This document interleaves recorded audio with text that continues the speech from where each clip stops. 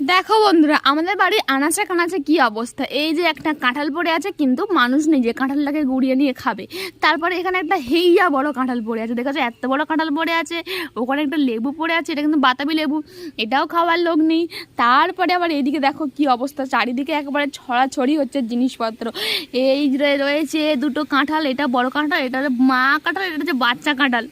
তারপরে এখানে কলা পড়ে আছে চারটি, আর এই যে একটা কোড়ক পড়ে আছে, এটা কোড়ক আবার মাশরুম বলে অনেকে। তো যাই হোক, এই যে কলা কাঁঠাল সব চারিদিকে পড়ে পড়ে সব একেবারে গড়াগড়ি খাচ্ছে, কিন্তু মানুষজন কেউ নেই খাওয়ার জন্য। এখানেও চারটি কোড়ক আছে, হ্যাঁ এখানেও কোড়ক আছে, আর ওই যে চারটি কোড়ক আছে, এগুলো মনে হচ্ছে কালকে রান্না হবে। কিন্তু আর এই কাঁঠাল কলা মলা সব চারিদিকে গড়াগড়ি খাচ্ছে। কেউ যদি খেতে চাও অবশ্যই চলে আসো আমাদের বাড়িতে। দেখেছো কাঁঠালগুলো কিন্তু বিশাল বড় বড় গাছের কাঁঠাল, যে যে খাবে অবশ্যই চলে আসো ঝটপট করে। কারা কারা পছন্দ করো, আমাদের বাড়িতে মানুষজন খুব কম, তো সেই জন্য কাঁঠাল ফাটাল খেতে একদম